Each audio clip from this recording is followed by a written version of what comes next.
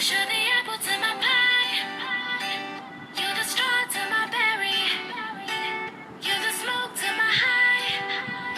And you're the one I wanna marry. 'Cause you're the one for me, for me. And I'm the one for you, for you. You don't know if I could ever be without. Okey, apa itu pertanian bersepadu? Okey. Pertanian bersepadu ini adalah kegiatan pertanian yang meliputi budaya bercucuk tanam dan menternak haiwan. Dia adalah merupakan salah satu kebudayaan manusia yang paling tua. Walau bagaimanapun, kegiatan ini dikira masih baru sekiranya dibandingkan dengan sejarah keberadaan manusia.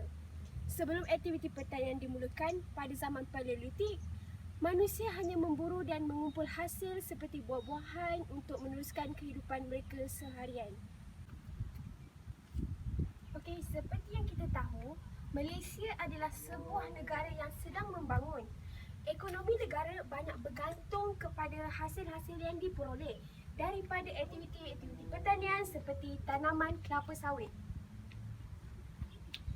Kedudukannya di kawasan hutan hujan tropika menerima hujan tahunan di bawah 3,000 mm yang turun lebih kurang 200 hari dalam setahun dan cahaya matahari yang diterima di dalam lingkungan 2,200 jam membolehkan pelbagai jenis tanaman ditanam, terutamanya di Borneo, iaitu di Sabah dan di Sarawak.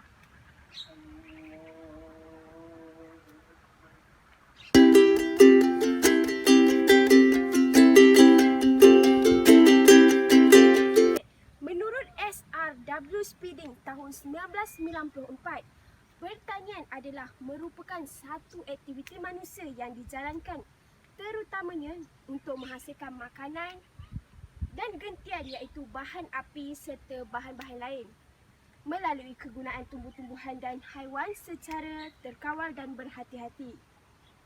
Justru itu, pertanian adalah satu aktiviti ekonomi yang sangat penting walaupun keluarannya tidak dinantikan dalam istilah kewangan. Berdasarkan sejarah, pertanian adalah sektor penjanaan ekonomi tertua di dunia dan terpenting sehingga ke hari ini.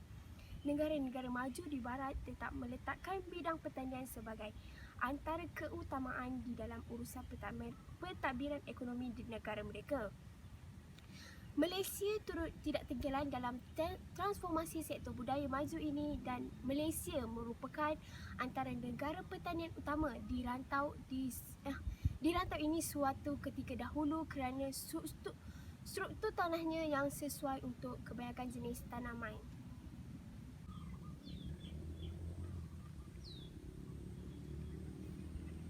Sektor pertanian sememangnya merupakan sektor yang terpenting bagi negara-negara membangun seperti Malaysia. Malah, ia merupakan antara ciri terpenting yang membezakan status antara negara-negara membangun dan negara-negara yang maju. Pada masa yang sama, sektor ini turut menyumbang kepada asas pembentukan ekonomi Malaysia di dalam era selepas merdeka.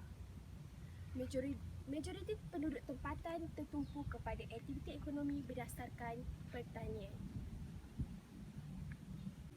Okey, bagi menambahkan sumber pendapatan, masyarakat ketika itu menternak ayam dan itik, menanam pokok buah-buahan di dusun mereka seperti pisang, ubi kayu, tebu, kelapa dan pinang.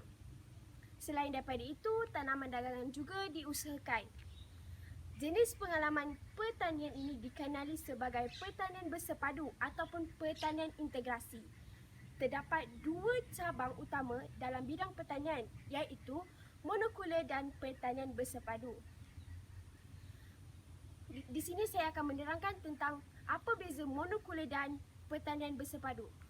Pertanian monokultur ini didefinisikan sebagai sebuah sistem pertanian yang diberikan secara eksklusif untuk menghasilkan jenis produk penanaman, manakala pertanian integrasi ini atau pertanian bersepadu ini membawa maksud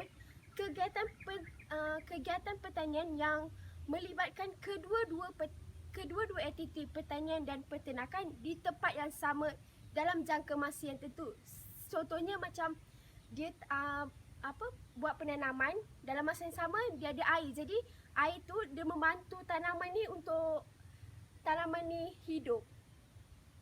Secara umumnya, monokultur ini merupakan pengalaman pertanian yang mengeluarkan hasil penanaman atau pengkhususan dalam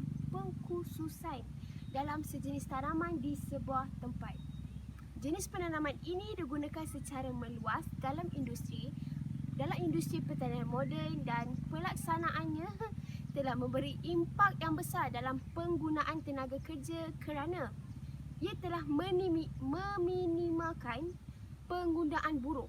Dia akan mengurangkan tenaga buruh yang digunakan lah. Kira tak payah dah nak upah ramai orang untuk kerja di dalam sektor monokultur ini.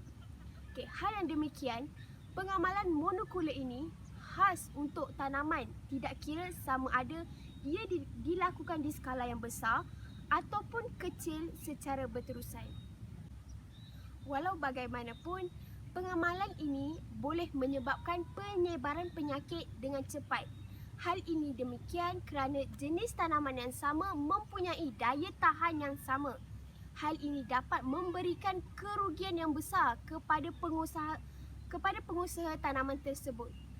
Istilah monokultur juga sering diguna dalam perkara-perkara seperti menaikkan sejenis tenakan di sebuah ladang atau dalam bidang-bidang selain pertanian untuk menggambarkan setiap kumpulan didominasikan oleh satu variasi sahaja. Pengamalan pertanian bersepadu di Malaysia ini merupakan salah satu kegiatan pertanian yang terpenting dan diusahakan secara meluas oleh petani atau penduduk kampung di Malaysia ini. Tetapi terdapat segelintir masyarakat yang mengusahakan pertanian bersepadu secara komersial. Kebiasaannya, aktiviti bercocok tanam dijalankan bersama penternakan ayam kampung, lembu atau kambing. Kebiasaannya juga, tanaman jenis ini dilakukan bagi tujuan sara diri untuk keperluan keluarga dan selebihnya akan dijual kepada penduduk tempatan sahaja. Pertanian bersepadu ini diusahakan oleh ahli keluarga yang bermodal kecil serta menggunakan jentera-jentera yang kecil dan kemudahan pemprosesan serta pemasaran yang disediakan oleh kerajaan. Walau bagaimanapun, kebanyakannya pertanian kampung masih mengamalkan cara pertanian yang tradisional.